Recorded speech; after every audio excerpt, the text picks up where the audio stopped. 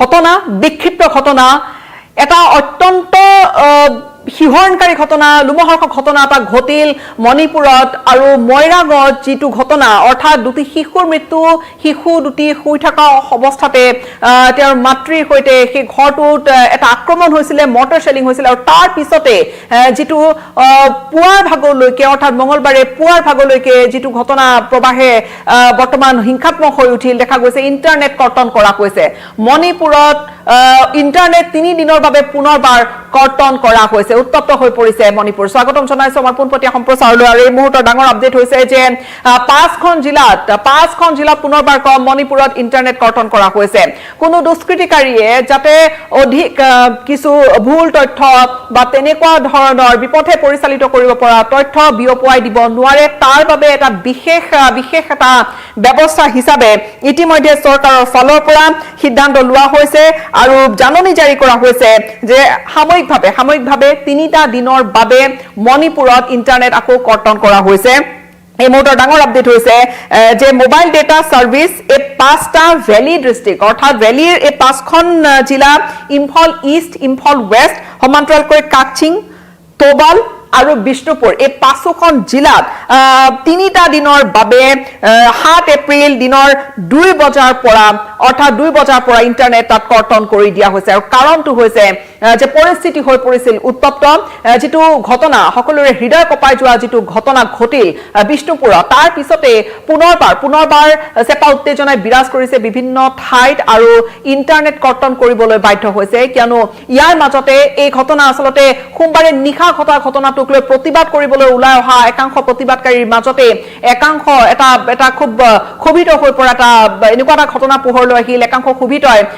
যেটো অভিযোগ বা যেটো কথা এতিয়া পোহৰলৈ আহিছে যে এটা ক্যাম্প নিৰাপত্তা বাহিনীৰ ক্যাম্পত আক্ৰমণ কৰিছিল গোটেই তথ্যখিনি আপোনালোকৰ বাবে দিম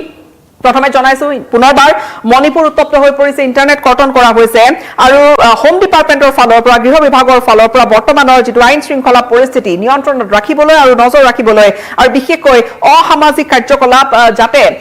বিয়পি নপৰে সমান্তৰালকৈ কোনো ধৰণৰ অসামাজিক দুষ্ট চক্ৰ অসামাজিক কাৰ্যকলাপ যাতে কৰিব নোৱাৰে মিসইউজ যাতে সোশ্যাল মিডিয়া প্ল্যাটফৰ্ম কৰিব নোৱাৰে সোশ্যাল মিডিয়া প্ল্যাটফৰ্মৰ অপব্যৱহাৰেৰে যাতে আৰু অধিক হিংসাত্মক পৰিস্থিতিৰ সৃষ্টি কৰিবলৈ নোৱাৰে তাৰ বাবে সিদ্ধান্ত লোৱা হৈছে ইন্টাৰনেট কৰ্তন কৰি দিয়া হৈছে পুনৰবাৰ 7 এপ্ৰিল 3টা দিনৰ বাবে 7 এপ্ৰিল দিনৰ 2 বজাৰ পৰা ইন্টাৰনেট কৰ্তন কৰা হৈছে বিশেষকৈ দেখা গৈছে যে কেতিয়াবা সোশ্যাল মিডিয়াৰ ভূমিকা খুবেই গুৰুত্বপূৰ্ণ হৈ পৰে বা কেতিয়াবা সোশ্যাল মিডিয়াৰ কোনো বাৰ্তা যদি হিয়া আসলতে উচতনিমূলক বাৰ্তা হয় হিয়া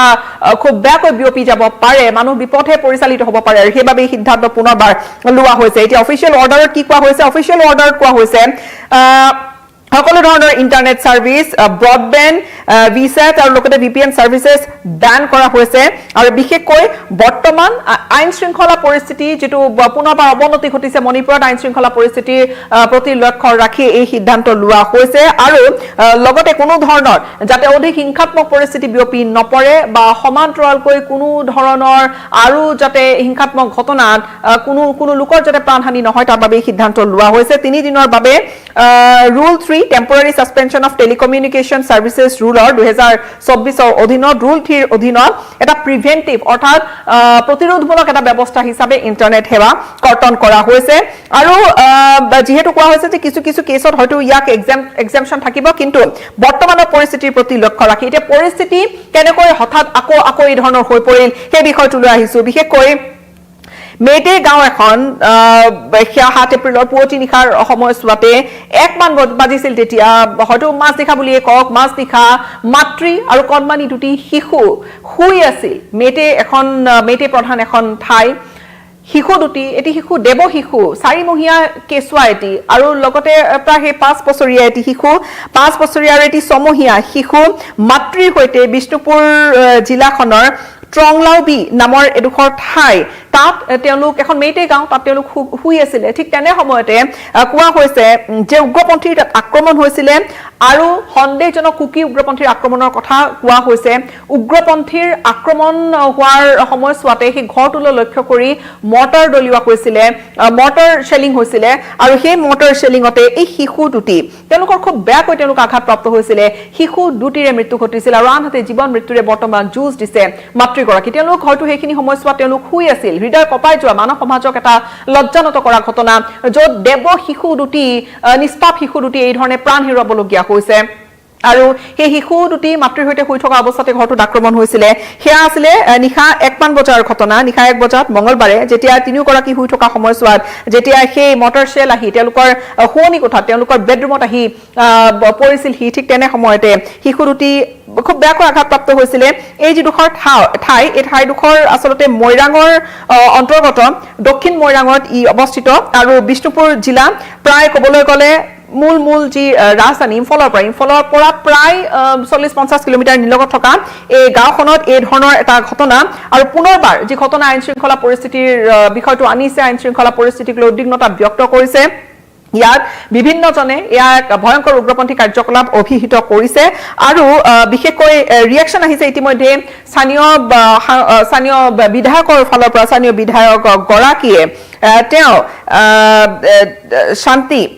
শান্তি তেওঁ আচলতে ঘটনাস্থলী ইতিমধ্যে তেওঁ ভ্ৰমণ কৰে ঘটনাস্থলীলৈ গৈ উপস্থিত হয় আৰু তেওঁ এই ধৰণৰ এটা খুব কঠোৰ ভাষাৰে গৰিহণা দিছে মানৱ সমাজক লজ্জানত কৰা এটা ঘটনা গৰিহণা দিছে আৰু তেওঁ কিছু মন্তব্য কৰিছে বিশেষকৈ কুকি একাংশ সন্দেহজনক কুকি উগ্ৰপন্থীয়ে এই ঘটনা আঁৰত থাকিব বুলি তেওঁ মন্তব্য কৰিছে আৰু লগতে ইতিমধ্যে দেখা গৈছে যে মৈৰাঙত কিন্তু এই ঘটনাৰ পিছতে মৈৰাঙত কিন্তু যথেষ্ট প্ৰতিক্ৰিয়াৰ সৃষ্টি হৈছে মৈৰাঙত সাধাৰণ লোক তেওঁলোক ওলাই আহিছে কিয়নো জীৱনৰ নিৰাপত্তা নোহোৱা হৈছে এই ধৰণৰ অতৰ্কিত আক্ৰমণ আৰু জীৱনৰ নিৰাপত্তা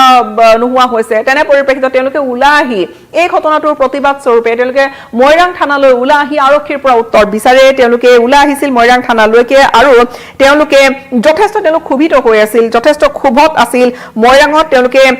ওলাই আহি মৈৰাং থানাৰ সন্মুখত আৰক্ষীৰ পৰা বিহিত ব্যৱস্থা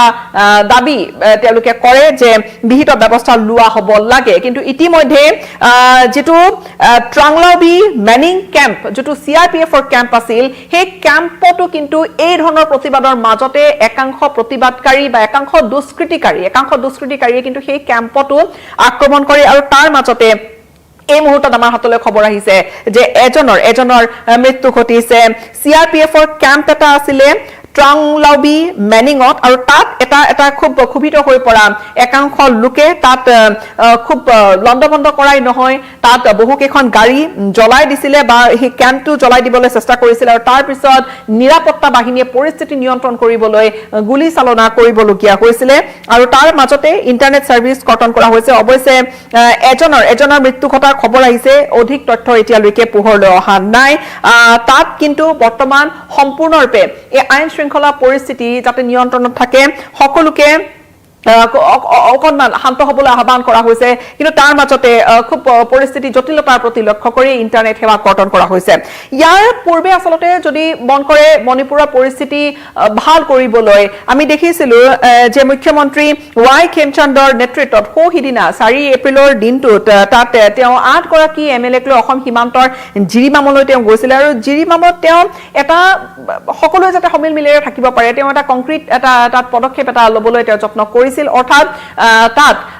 জিৰিবামত সকলো একেলগে থাকি সমিল মিলেৰে বা শান্তি সম্প্ৰীতিৰে সকলোৱে থাকিব এই ধৰণৰ এটা মডেল লৈ সমগ্ৰ ৰাজ্যখনতে আচলতে মডেল লৈ যাবলৈ তেওঁ এটা তেনেকুৱা এটা তৎপৰতা এটা গ্ৰহণ কৰিছিল অৰ্থাৎ মণিপুৰক পুনৰবাৰ স্বাভাৱিক কৰিবলৈ পুনৰবাৰ যাতে আগৰ পৰিস্থিতি যাতে উভতি আহে শান্তিৰ পৰিস্থিতি যাতে উভতি আহে সেইখিনি কৰিবলৈ যত্ন কৰা হৈছিল তাত 8 গৰাকী MLA মুখ্যমন্ত্ৰীক সংগ দিছিলে